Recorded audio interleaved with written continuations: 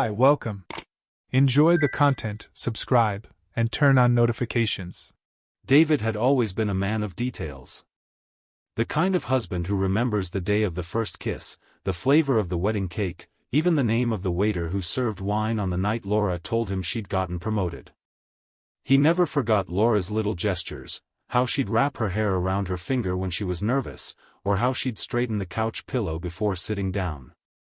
That's why he was sure he'd married the right woman. 9 years. 9 years of laughter, plans, trips, shared bills, celebrated achievements, and overcome setbacks.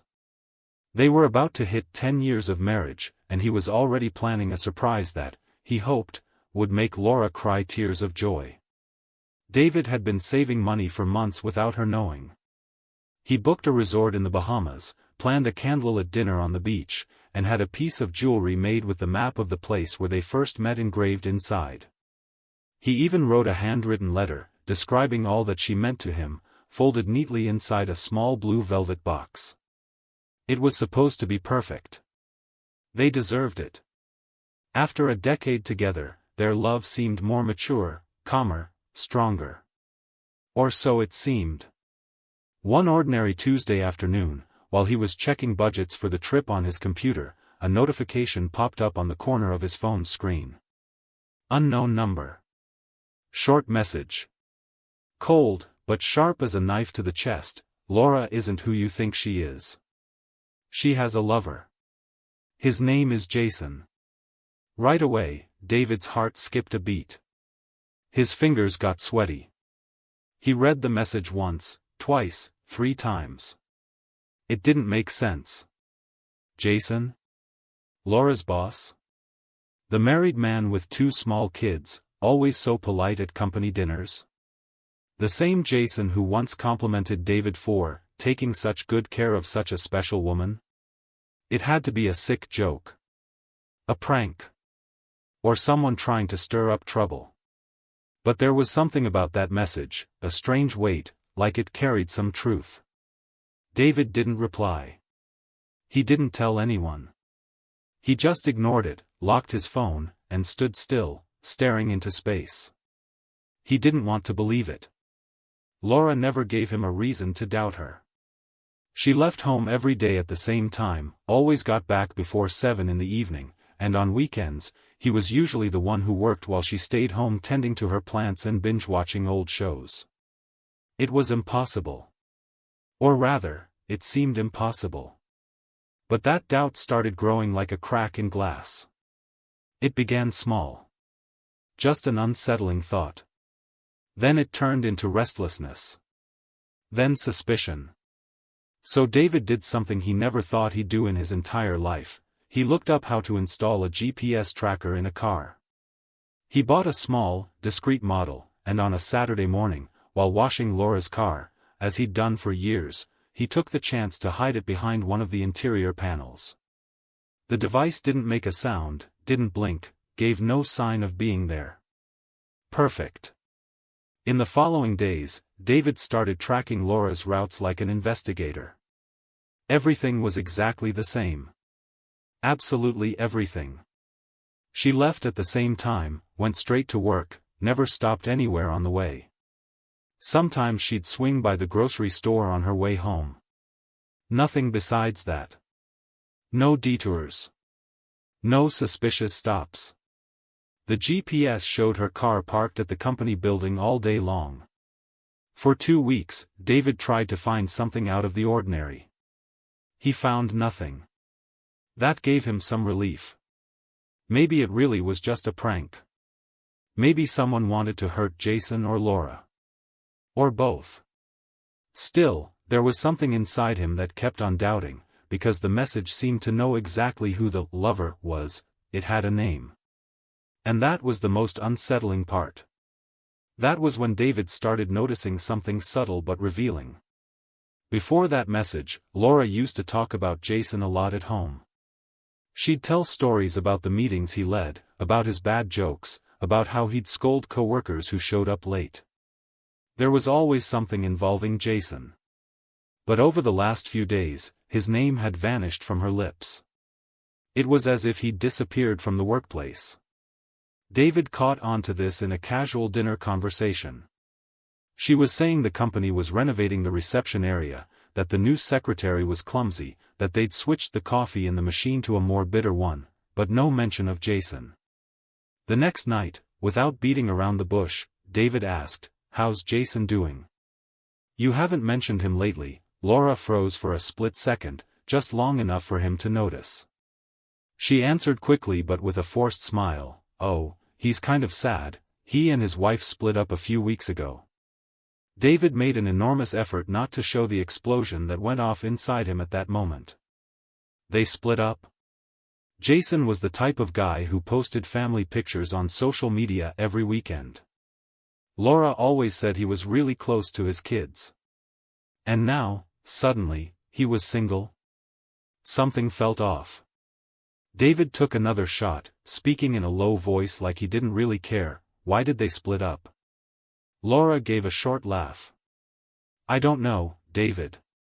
It's not like I go around asking him that, especially since he's my boss." She dropped the subject with another spoonful of rice and changed topics. She started talking about the neighbor's daughter who was going on an exchange program. But David had stopped listening. He could only focus on her eyes, avoiding his. Her restless hands, fiddling with the napkin. And most of all, the way her answer echoed like an alarm, "Especially since he's my boss," like she was saying, "It's none of your business." That night, David had trouble falling asleep. His heart still wanted to believe it was all an overreaction, that the message was a lie, that his imagination was playing tricks on him. But his gut was screaming. Something was wrong. And he knew that from that moment on, he couldn't rely on GPS alone. He needed to hear it with his own ears. That would be the next step.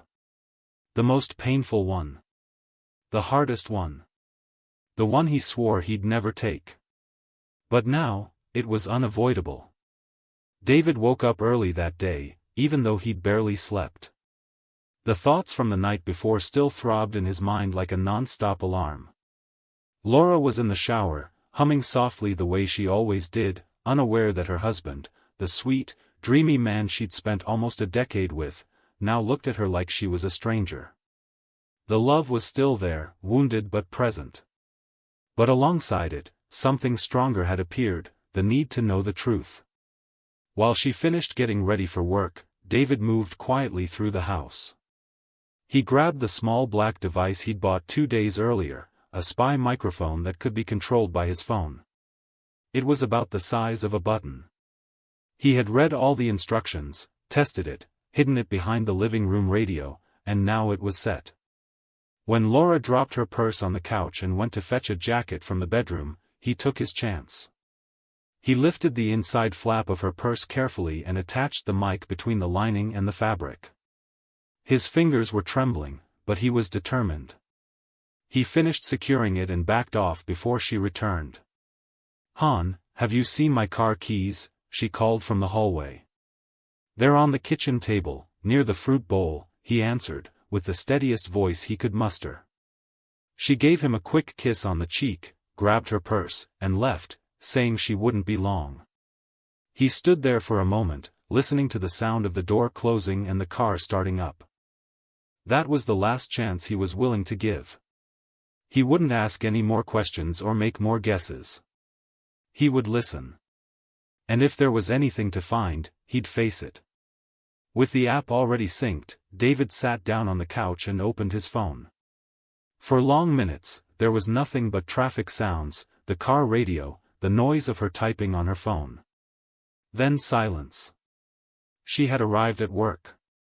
For the first few hours, everything seemed normal. She greeted coworkers, complained that the elevator was slow again, laughed at some silly joke from someone in finance. She talked about a late report, about coffee spilling on the printer. David's chest tightened. Maybe he was wrong. Maybe this really was just paranoia triggered by someone's bitter message. But then, right before noon, everything changed. The background noise got quieter. He could hear footsteps, voices fading, doors closing. The sound of a doorknob turning. The door shut with a solid click. A second later, a man's voice came through the audio. David froze. He recognized it instantly. "You look beautiful today, Jason." There was no doubt. It was him. David's heart started pounding. His fingers, clutching the phone, went cold. He kept his eyes fixed on the screen, even though there was nothing to see, as if Laura were right in front of him, saying things he never imagined hearing. "I couldn't stop thinking about you last night," Jason said, in a low, drawn-out tone. Laura let out a shy laugh. That laugh David knew so well. The one she gave when she was both embarrassed and charmed. It felt like a stab in the gut. "I can't wait until we're alone again," he continued. "Right here?" she asked quietly. "There's nobody around today. Everyone's upstairs with the accountants." What followed were whispers, muffled laughter, the sounds of kissing and soft sighs. The recording got harder to hear as they moved around the room. David set his phone aside. He didn't need to listen to any more. The confirmation he dreaded was now staring him in the face, and there was no denying it. It wasn't a guess. It wasn't a theory. It was real. It was happening right under his nose. Even worse, it was happening every day. In the same office where Laura claimed she stayed late to finish spreadsheets. David sat there for a long time. His hands on his knees. Breathing heavily. He didn't cry. He didn't shout. He just felt like he'd been punched in the chest. The kind of pain that doesn't knock you to the ground but slowly breaks you from the inside. The trust, the admiration, the plans, all of it crumbling quietly, like an old house devoured by termites. The only thing he could think was, she had the nerve to look me in the eye every night after doing this? He remembered the night before. Laura lying beside him, scrolling on her phone, saying she was tired, giving him a quick kiss before turning away. He remembered all the times she said work was stressing her out. The times she turned down sex, saying her mind was too full. He remembered how she smiled in photos with him, wearing her wedding ring, posting online, "My safe harbor. My eternal love." All lies. Even though he was raging inside, David didn't do anything in that moment. He just saved the audio. Organized the files. And stayed sitting there, staring at the silence that now felt deafening. He knew what he had to do. He just didn't know if he had the strength. But one thing was certain, this would be the last time she walked into that house as his wife. And when she got back from work, David would be waiting. Not with flowers. Not with a romantic surprise. But with the truth. And the truth, when it arrives unannounced, doesn't knock first. It kicks the door down. Night fell on a strange quiet in the house. Not the calm quiet of a comfortable routine, but the tense quiet of a loaded silence, ready to explode. David was sitting in the living room armchair, still wearing the same clothes he'd worn to work, hardly aware of the time. He had his phone in his hand, the audios saved, his heart caught between the urge to confront her and the fear of confirming what he already knew. He heard the hum of Laura's car pulling into the garage. Her footsteps at the door. The keys turning in the lock. Then, as if it were a rehearsed scene, she walked in smiling, holding a bag with 2 tubs of ice cream. "Guess what I got? Pistachio for you, since you love it, and Belgian chocolate," she announced excitedly, like nothing was wrong. David didn't respond right away. He just looked at her with a neutral expression. That made her uneasy. "Are you okay? You seem off." He took a deep breath. He stood up from the armchair and walked slowly to the dining table. There, he'd already laid out a small package with a red ribbon. "Laura. I was going to wait until our 10-year anniversary, but you know how impatient I am," he said, giving a faint half-smile. "So I decided to give you your present today." She smiled, a little unsure. That was when he pulled his phone out of his pocket and, without a word, set it on the table. He pressed play.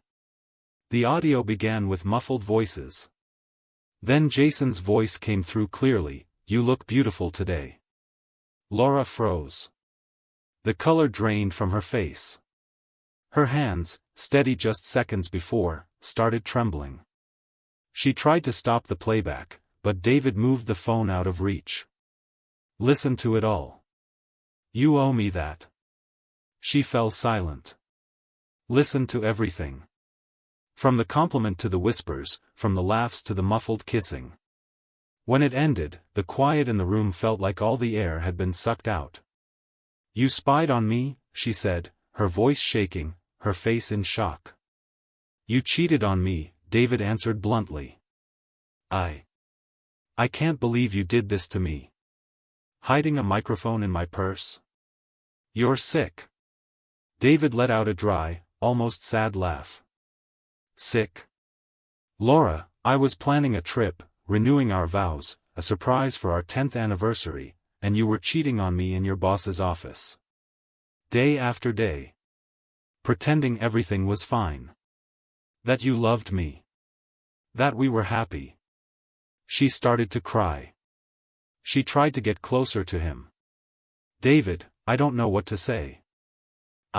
It was a mistake, it was just a slip," he cut her off, his voice steady.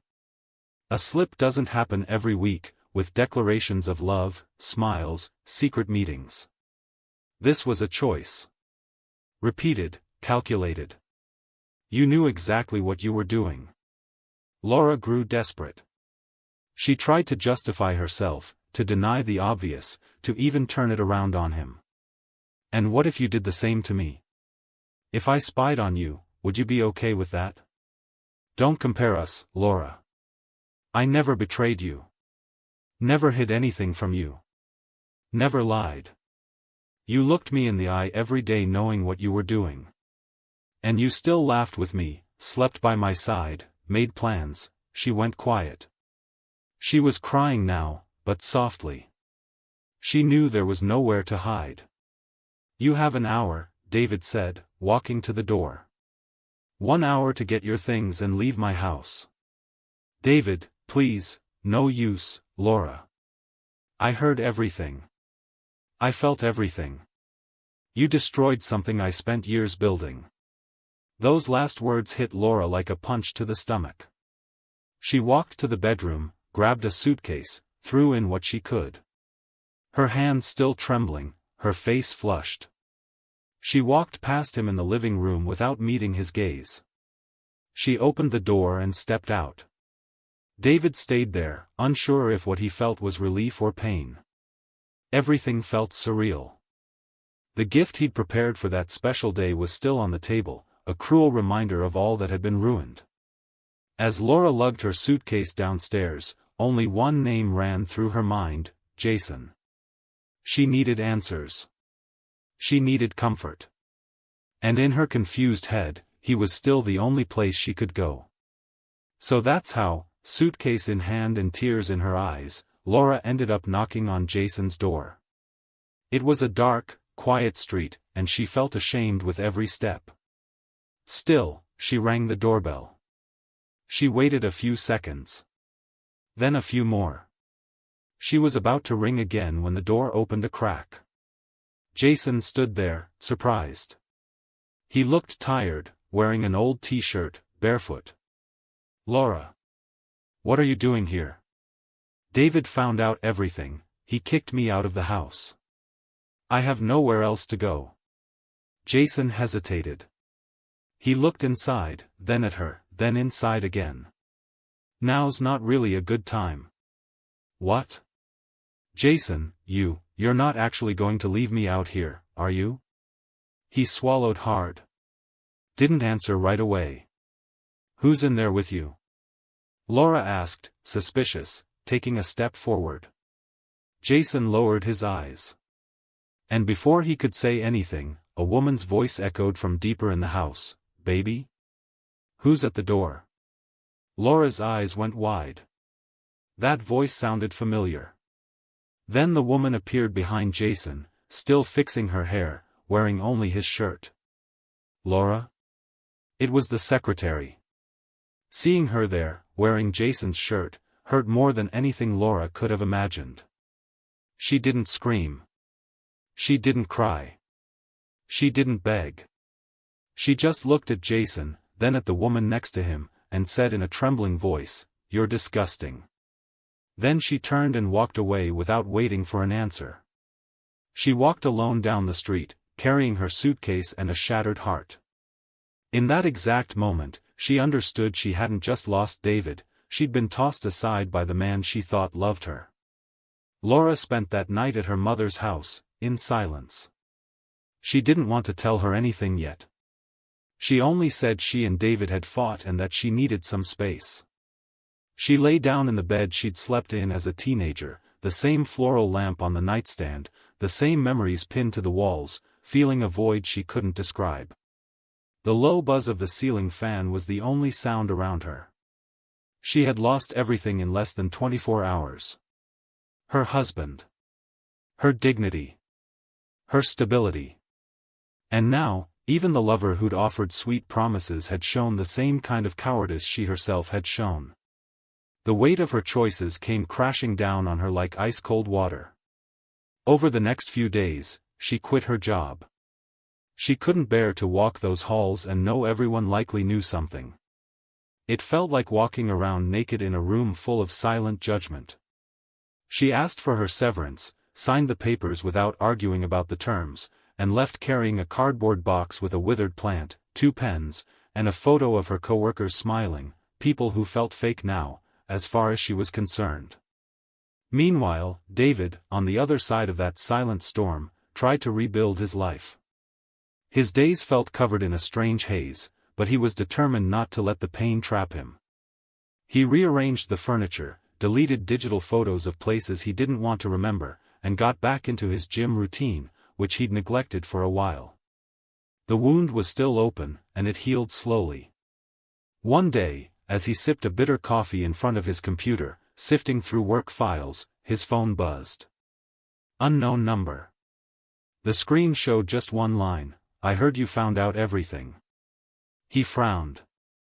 The number was new, but the style of the message, so direct, so cold, was exactly like the first one, the one that changed his life.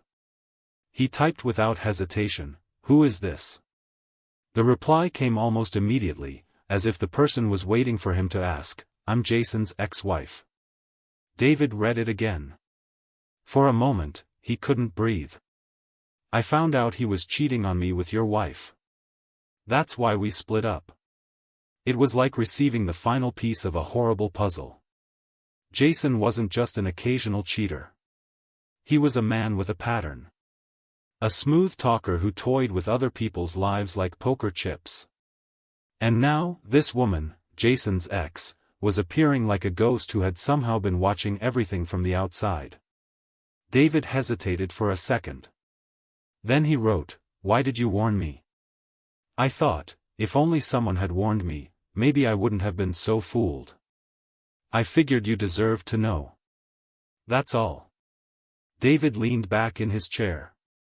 For the first time in a long while, he felt something like gratitude. Not for losing Laura, but for being saved before falling deeper into a lie. He typed just one word, "Thanks." She didn't reply. The conversation ended there, like it had only been meant to fulfill one last purpose. David set his phone aside.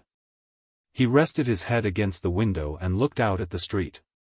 People hurried by, cars honked, the world kept turning as if nothing had happened. And really, that's how it goes. The world doesn't stop for anyone's pain. That afternoon, he walked to the park he used to visit with Laura on Sunday mornings. He sat on the same bench where she once leaned her head on his shoulder and said she wanted to grow old with him. He gazed at that place with new eyes. Not with hurt or anger, but with acceptance. The betrayal stung. The disappointment even more. But what really left its mark, what pounded like a drum in the back of his mind, was realizing how completely he'd given himself, and how someone could throw that away like it was worthless. Even so, he'd learned. Learned to trust his instincts. To see beyond sweet words. And above all, learned that the truth, even when it destroys, sets you free. And on that old wooden bench, David realized something that would change how he looked at life. Sometimes, life doesn't give you the ending you wanted, but it gives you the new beginning you needed. Thank you for watching the video. If you enjoyed it, don't forget to subscribe to the channel and turn on notifications so you won't miss any updates. See you next time.